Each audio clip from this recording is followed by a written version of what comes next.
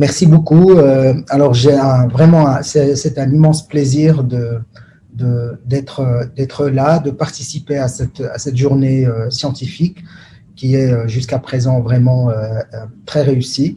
Alors, je tiens à dire que c'est pas mon domaine de prédilection, les vaccins, mais quand mon ami professeur Ibrahimi m'en a parlé, j'ai pas hésité une seconde à participer. Puis j'ai essayé un petit peu de trouver un moyen d'entrer un peu dans le cadre de la présentation à travers les essais cliniques.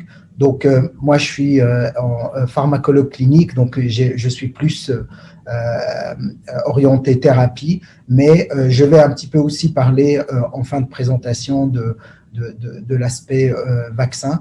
Et donc, l'idée, c'est de voir un peu quelles leçons tirer de cette crise Covid en termes de management d'essais cliniques et en termes de collaboration internationale pour avoir, disons, soit une thérapeutique fiable et efficace, soit justement développement de vaccins efficaces. Alors, je vais commencer par quelques images pour un peu vous ramener une année en arrière à peu près. Donc, mars 2020, vous vous souvenez, le monde s'arrête. Là, vous avez l'Arc de Triomphe à Paris, où normalement c'est un carrefour plein. Là, on voit que c'est vide. À New York, Times Square aussi, qui est vraiment vide. Il y a personne. Plus de vols.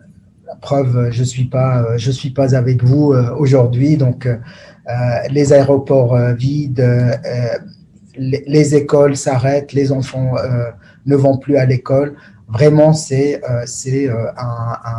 quelque chose d'inédit et on a, même dans les rêves, on n'a jamais pensé pouvoir vivre ça. Un drame social, une séparation avec nos aînés, avec les personnes âgées, pour les protéger. D'ailleurs, le monde entier s'est arrêté pour protéger les personnes âgées qui étaient les plus vulnérables et pour ne pas saturer les hôpitaux. Et ça, c'est un élément très important à soulever, cette solidarité intergénérationnelle qui était vraiment formidable. L'économie, donc toute l'économie s'est arrêtée. On voit ici les chiffres. Donc là, on a la crise de 2008 et là, le Covid. Donc vraiment, au niveau économique, on a eu une baisse drastique des revenus et puis avec tout le drame social qui va avec. Et finalement, les hôpitaux saturés, donc dans certains pays, certains pays comme par exemple la France, l'Italie ou l'Espagne qui ont payé leur politique d'économie publique dramatique depuis plusieurs années et qui ont été saturés par cette problématique du Covid. D'autres pays sont bien sortis comme l'Allemagne, comme l'Autriche, comme la Suisse, comme le Maroc aussi, qui a très bien géré, comme vous le savez très bien. Et donc, dans tout cet enfer, disons, la santé et la recherche sont devenus au centre et vraiment sont devenus l'élément moteur et on voulait, disons, rapidement découvrir des traitements et des vaccins pour pouvoir sortir de cette crise. Et donc, il y a eu des investissements extraordinaires, publics et privés, des collaborations à l'international, un traitement accéléré par les autorités de santé, des protocoles de recherche clinique et une évaluation rapide est mise sur le marché ou des autorisations en un temps record des traitements et des vaccins prometteurs. Maintenant, la question qui se pose, quels sont les pays qui ont pris le leadership de la recherche? Donc là, vous voyez sur cette slide un peu la corrélation entre les ressources humaines financières et les ressources humaines et financières allouées à la recherche et au développement. C'est des chiffres que j'ai récupérés de l'OCDE de 2016-2017.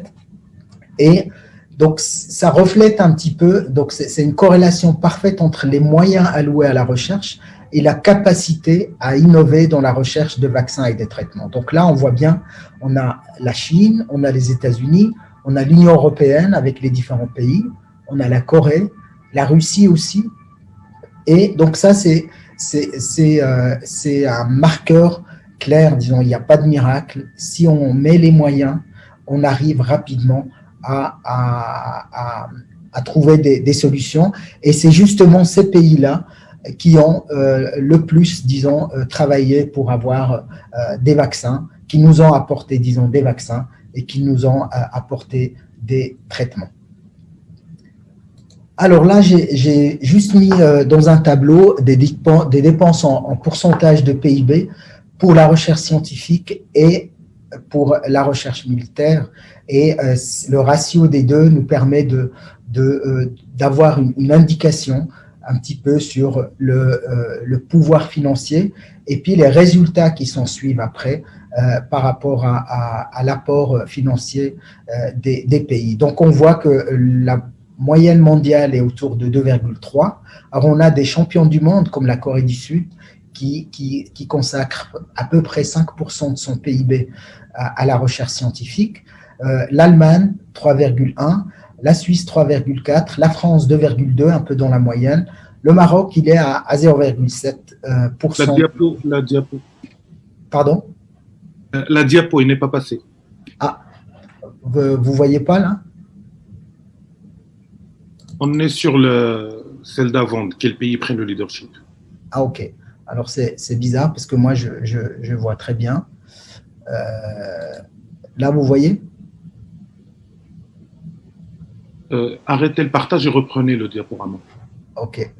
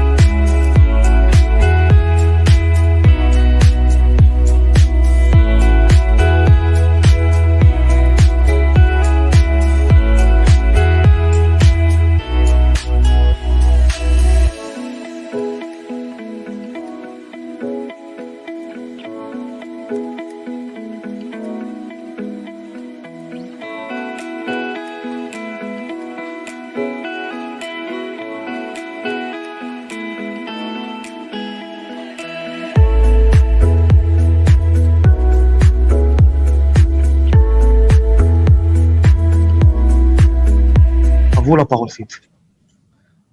Voilà, vous m'entendez? C'est bon, vous arrivez à voir. Parfait. Donc, comme je vous ai dit, par rapport au pourcentage du PIB pour le militaire, on voit qu'on a des ratios qui sont variables. On a la Suisse, bon, c'est connu, c'est un pays qui est neutre, donc on a un ratio très élevé qui est autour de 5. On a les États-Unis qui est le plus bas, autour de 0,85 de ratio. On sait que les États-Unis, c'est un peu le gendarme du monde. Et bon, je n'ai pas eu les chiffres du Maroc, mais on voit, disons que proportionnellement, disons, au pourcentage ou à la somme allouée à la recherche, on voit rapidement les pays qui ont brillé en termes de recherche de vaccins et en termes de recherche de nouvelles thérapies. Donc, on voit l'Allemagne, on voit les États-Unis, on voit la Chine, on voit la Corée du Sud, etc. Donc, c'est vraiment parfaitement corrélé. Alors, il y a eu un investissement massif cette dernière année dans la recherche pour trouver des traitements et pour trouver des vaccins.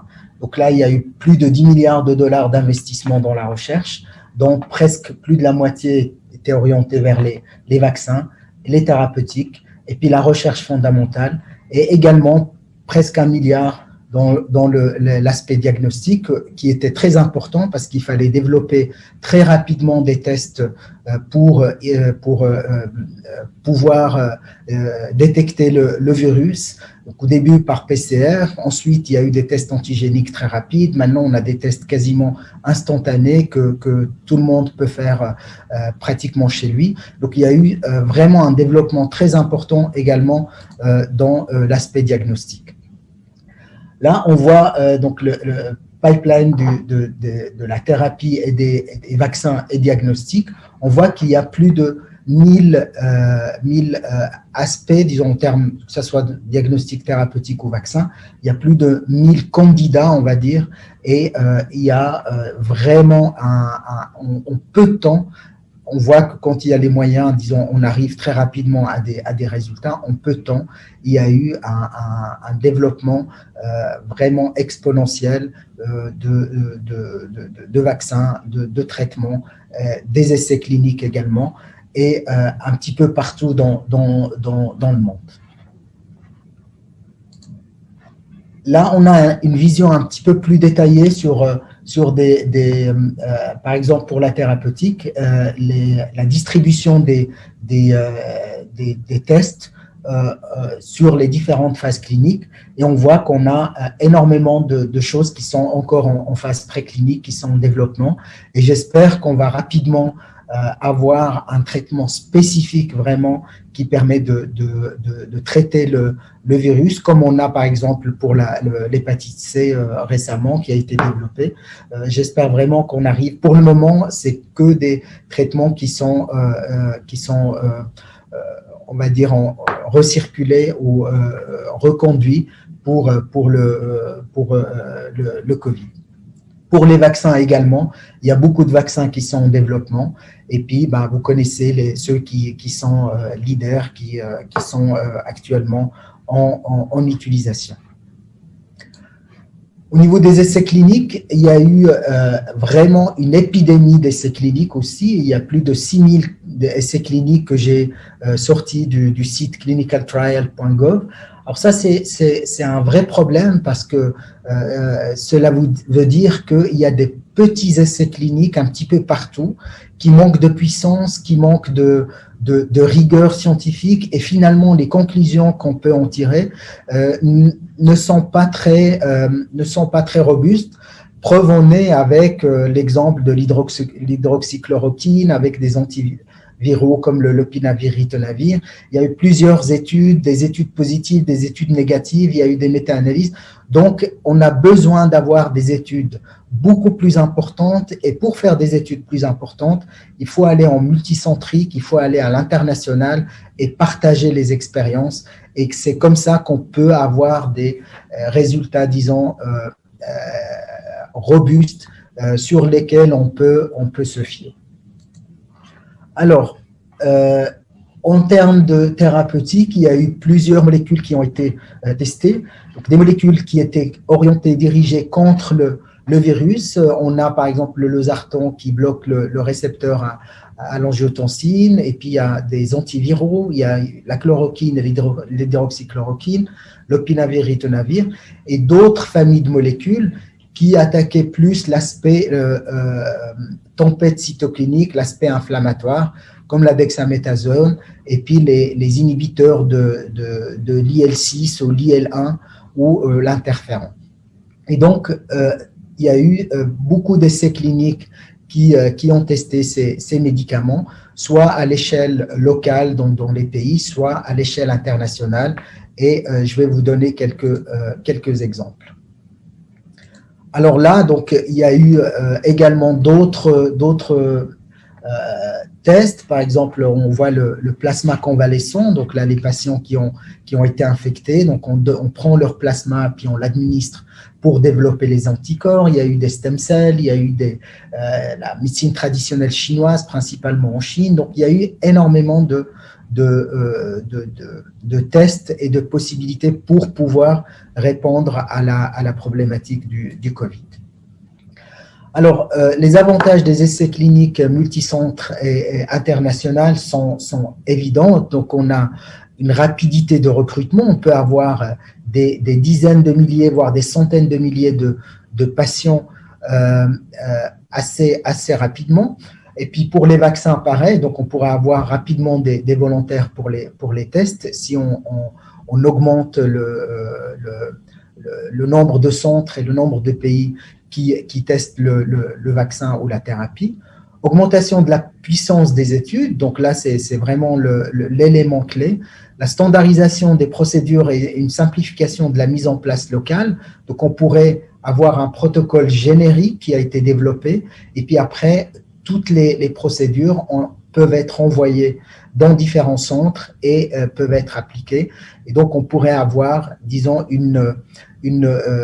donc des good laboratory, good clinical practice qui vont être imposés, qui vont être simples à suivre, puisque tout est déjà harmonisé. Donc, à travers ça, on va diminuer les biais méthodologiques, donc de recrutement, d'analyse, etc. Et on va mutualiser le savoir et les expertises. On va optimiser les coûts du management, des audits, de la rédaction des protocoles, de la rédaction des articles. Et puis, on va finalement pouvoir évaluer et détecter de manière précoce les effets indésirables. Donc, on va avoir une pharmacovigilance qui est standardisée. Donc, ça, c'est des éléments vraiment qui vont dans le sens de développer ou d'encourager des essais multicentriques et des essais à l'échelle internationale. Alors, vous avez tous entendu parler de l'essai international Solidarité, auquel on a eu la chance de participer ici à Genève. Donc, c'est un essai clinique international qui a été piloté par l'OMS, qui est un essai adaptatif, c'est-à-dire chaque fois qu'on a un nouveau traitement qui semble intéressant, on le rajoute dans l'essai clinique.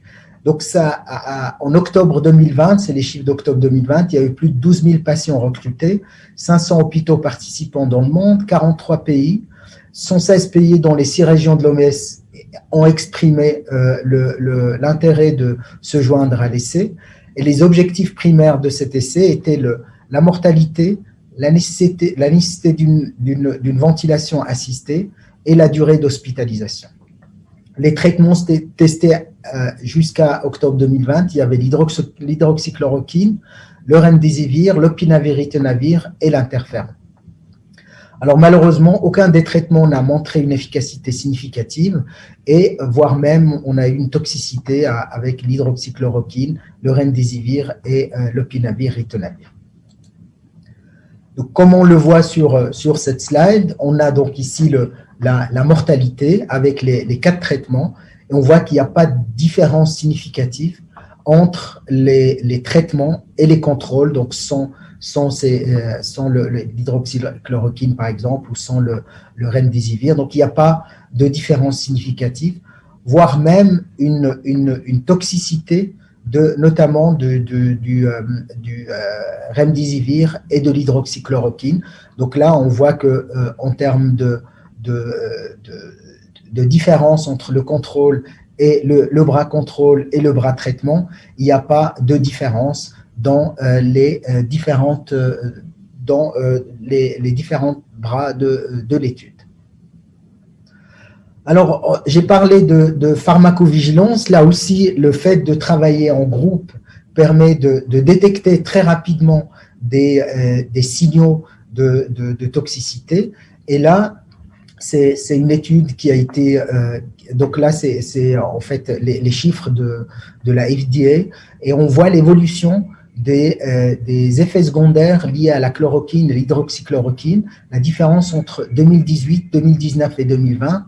Et on voit qu'en 2020, il y a eu une explosion de signaux, des rapports d'effets indésirables liés à la chloroquine, à l'hydroxychloroquine, et qui ont commencé avec l'utilisation, il y a eu notamment le tweet de Trump quand il a dit que c'était génial, etc. Ensuite, quand il a dit que lui, il a pris ça en préventif. Et puis, il y a eu des alertes, il y a eu des études qui, de temps en temps, venaient dire attention, risque cardiovasculaire, attention, risque de toxicité cardiaque, etc. Et donc, on voit que ça a augmenté. Il y a eu une méta-analyse qui a été publiée récemment Et là, je vous ai mis exprès, disons, le nombre d'auteurs ainsi que les centres qui ont participé à cette méta-analyse pour vous montrer que quand on se met ensemble, on peut avoir des résultats fiables, soit en termes de résultats d'essais cliniques, soit en termes de détection de pharmacovigilance. Et là, en l'occurrence, c'est une méta-analyse qui a essayé de vérifier en fait la toxicité ou l'efficacité de l'hydroxychloroquine dans le traitement Covid. Et donc là, on voit que il y a eu donc plus de 10 000 records qui ont été identifiés sur les différentes sources, PubMed ou autres. Et puis, donc, il y a eu une sélection pour finalement garder que 28 essais qui ont été contrôlés, randomisés, etc., qui ont été bien faits pour pouvoir les analyser. Et on voit les résultats ici. Donc, finalement, qu'il n'y a pas de différence entre disons, l'hydroxychloroquine et le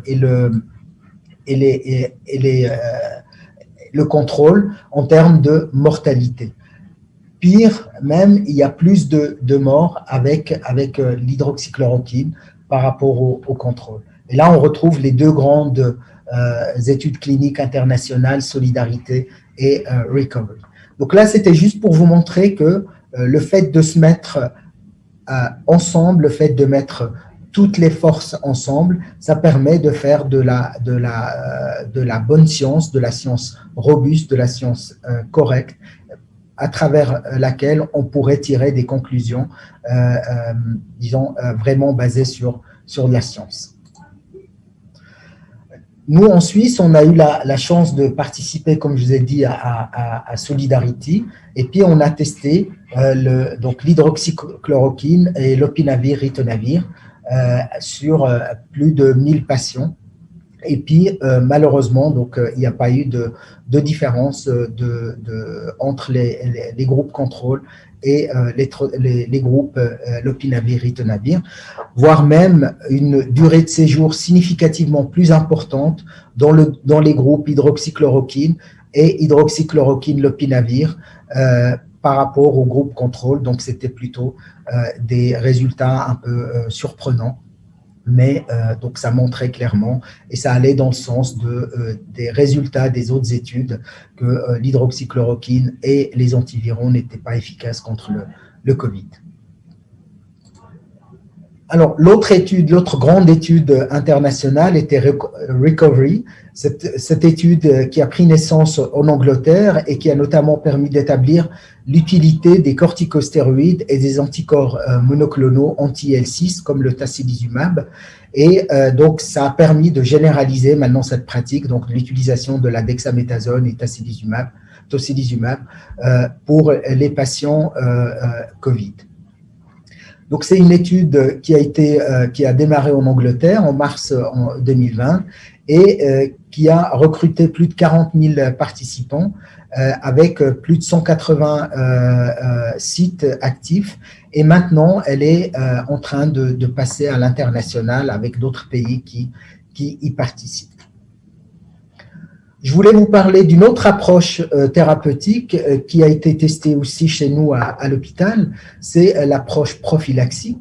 Et donc, il y a une étude clinique qui a été conduite par mes collègues ici, infectiologues, où ils ont prévu de traiter les personnes qui étaient en contact avec des gens infectés. Donc, une fois qu'on a une personne qui a eu le Covid, toutes les personnes qui étaient en contact, on leur donne une prophylaxie avec soit le lopinavir-ritonavir. Oui, là, il y avait le lopinavir-ritonavir, donc on avait arrêté l'hydroxychloroquine parce que justement, il y avait les alertes. Et puis, on faisait un suivi. Donc ça, c'était élégant. C'est un peu à l'image de ce qui se fait avec le virus du sida. Donc, quand il y a un contact, il y a une prophylaxie qui se fait et qui a montré qu'elle était efficace dans le cas du sida. Mais malheureusement, pour la prophylaxie Covid, il n'y a pas eu de résultats positifs, donc il n'y a pas eu de différence en fait dans le groupe contrôle et dans le groupe qui a eu la prophylaxie. Ce qui est logique puisque finalement le traitement en soi, l'opinavir-ritonavir, s'est avéré inefficace pour le Covid-19. Et là, il y a eu d'autres études qui ont également testé l'hydroxychloroquine ou d'autres traitements comme prophylaxie, donc pour les cas contacts, et toutes les études n'ont pas pu montrer un effet positif de la prophylaxie, donc pour éviter d'avoir le Covid quand on est un cas contact. Voilà ce qui concerne les essais cliniques et puis les aspects liés à la thérapie. Je vais parler rapidement des aspects de la vaccination qui est le sujet du jour, mais ça a été, disons, bien décrit par mes collègues, notamment Youssef et Nargis. Et donc, je vais aller très rapidement. Donc, vous voyez que le pipeline des vaccins anti-Covid aussi, grâce, disons, aux moyens financiers qui ont été alloués, grâce aux connaissances qui ont été emmagasinées auparavant par rapport au développement des vaccins et notamment par rapport au développement de vaccins à ARN, on a pu avoir très rapidement des vaccins efficaces. On voit là qu'on a donc plus de 200 voire même 300 vaccins qui sont soit en préclinique jusqu'aux phase 4, voire une application en clinique. Donc ça a été aussi bien décrit par mes collègues. Donc on voit qu'il y a eu des développements un petit peu partout dans le monde et on retrouve donc notamment en Chine, en Russie, en Europe, aux États-Unis, en Inde aussi, le plus grand développement. Et puis les vaccins, disons, qui m'ont un petit peu le plus fasciné et qui montrent le plus, disons, de potentiel pour l'avenir et même pour un développement au Maroc, ce sont les vaccins à ARN. C'est une révolution technologique, vraiment, et je pense vraiment que c'est l'avenir de la vaccination et même une promesse dans d'autres pathologies comme le cancer. Et ces vaccins ARN, de par leur simplicité, de par leur facilité de production, de par leur flexibilité, donc on peut facilement s'adapter à des variants, on peut rapidement fabriquer. Donc là, par exemple, Moderna, une fois elle a eu la séquence de l'ARN du Covid, pratiquement en 4 jours, elle a eu l'ARN et quasiment en 2 mois, ils ont fait les essais cliniques chez l'animal en collaboration avec les universités américaines. Et puis, en 6 mois, on avait un vaccin qui était disponible. Mais il y a eu toute une recherche, une vingtaine d'années de recherche derrière par rapport au développement et notamment par rapport à la stabilité.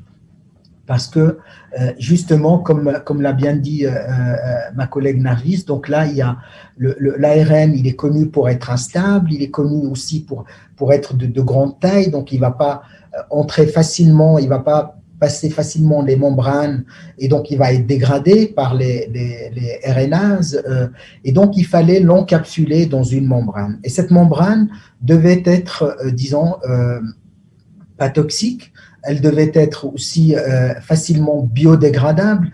Et donc, il y a tout un développement qui a été fait durant ces 20 dernières années et qui a profité au vaccin à ARN qu'on a eu pour le Covid. Et donc là, vous voyez que justement le vaccin, il pénètre et il peut être dégradé par les endosomes, par les lysosomes, et disons qu'une petite partie, peut-être qu'il y a peut-être même 10% de l'ARN qui arrive dans les ribosomes et qui est exprimé sous forme de protéines. Donc, il y a encore beaucoup de travail à faire pour optimiser ces aspects-là et pour pouvoir protéger l'ARN et avoir un peu pour le cibler, pour aller directement et avoir une expression optimale des protéines. Alors, l'avantage, c'est qu'on peut avoir plusieurs cibles Cela, pour les virus ARN qu'on a, ils ciblent la protéine spike, mais on peut imaginer avoir plusieurs antigènes, on peut avoir plusieurs antigènes sur le virus et les exprimer simultanément, et on peut augmenter encore plus l'efficacité. Donc, il y a vraiment, moi je trouve que c'est vraiment fascinant et c'est un domaine qui va se développer. Et au Maroc, je pense qu'on a le potentiel, on a les connaissances, on a les personnes, la matière grise pour vraiment prendre le train et développer ces aspects-là. Alors, juste rapidement, donc pour vous illustrer un petit peu la recherche, et puis c'est très important, donc une recherche multidisciplinaire. On a besoin de biologistes moléculaires, on a besoin de médecins, on a besoin de scientifiques, disons de biochimistes, de biologistes, de chimistes, de pharmaciens, pour pouvoir justement mettre ces connaissances ensemble et développer le produit final. Et le vaccin ARN est un bon exemple parce que si on n'avait que l'ARN, on ne pourrait pas aller plus loin parce que ça se dégrade. Et c'est grâce à ces développements, disons, de cette bicouche lipidique avec des scientifiques de talent, on a pu avoir justement un vaccin qui a pu être administré à l'homme. Et donc là, juste pour montrer une publication qui a... je pense que c'est ce produit-là qui est utilisé dans le vaccin Moderna, si je ne me trompe pas. Et donc, c'est des lipides biodégradables. Donc, là, on a des lipides avec cette chaîne aliphatique qui est standard. Et puis, le fait d'introduire un ester dans cette chaîne, ça permet de le cliver plus rapidement dans l'organisme. Et donc, ça devient un lipide biodégradable plus rapidement. Et donc, ça permet de libérer l'ARN et de pouvoir s'éliminer rapidement du corps et de diminuer la toxicité de cette couche lipidique dans l'organisme. Donc, une collaboration entre scientifiques, entre différentes disciplines, permet de résoudre les problèmes en cours du développement, et il ne faut pas oublier ça. Donc, vraiment, il faut dynamiser cette collaboration entre la faculté de médecine, la faculté des sciences, entre les écoles d'ingénieurs, entre juste au niveau national et au niveau international, pour pouvoir répondre aux problématiques qui se posent, parce que les problématiques sont multiples.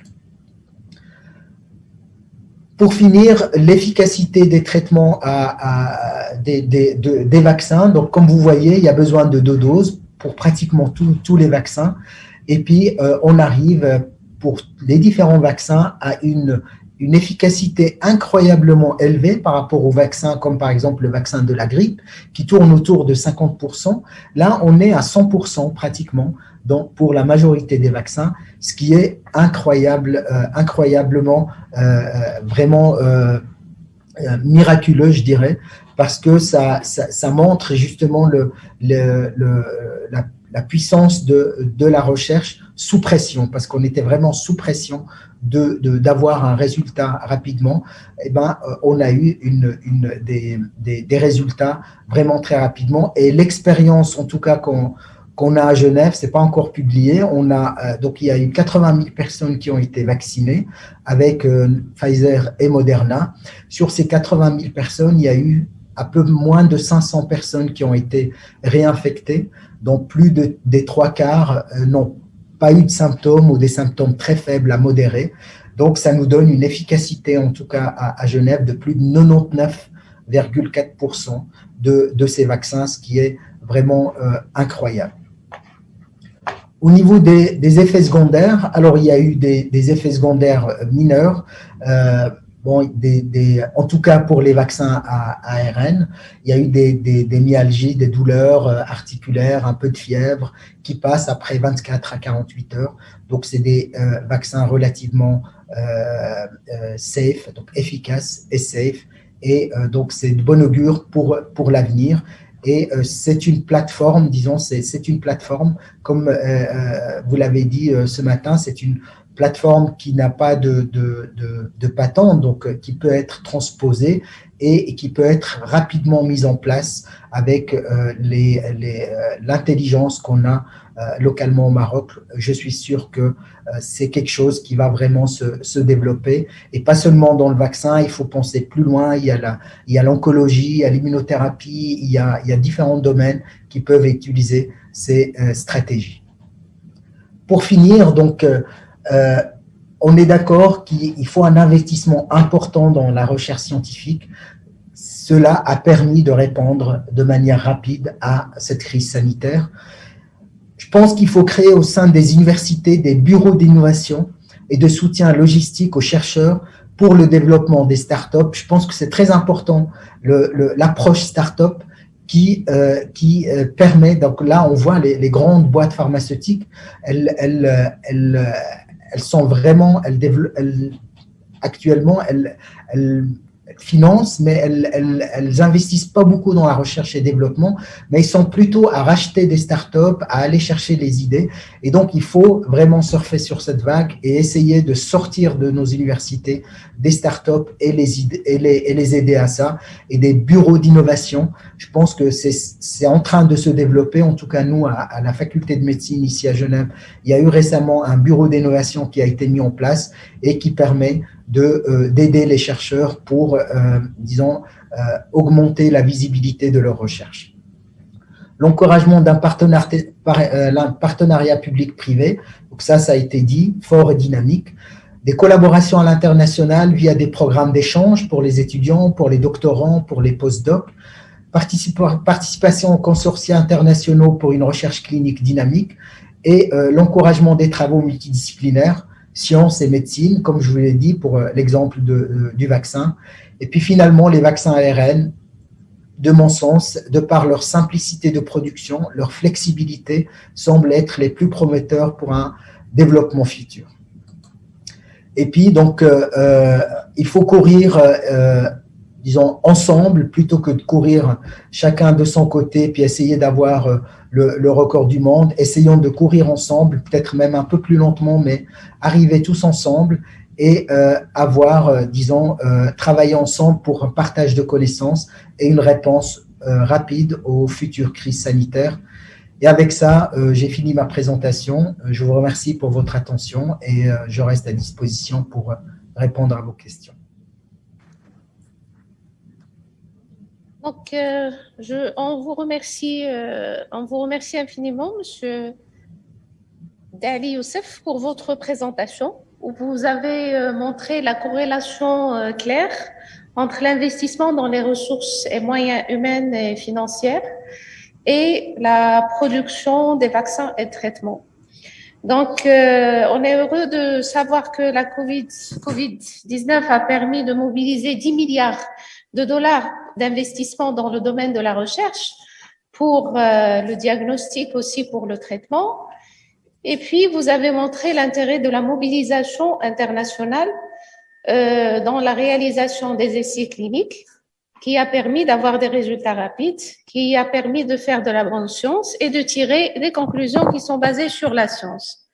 Alors, on va inviter professeur Adib, Ahmed Ghassan El-Adib, pour commencer une séance de discussion. On va prendre les questions si l'audience, vous avez des questions, on va prendre les questions de l'audience. Il y a aussi des questions qui peuvent être posées pour les gens qui nous suivent via YouTube. Et nous aussi, on a quelques questions, même si Dali nous a répondu vers la fin de sa présentation, mais on a quelques questions à poser.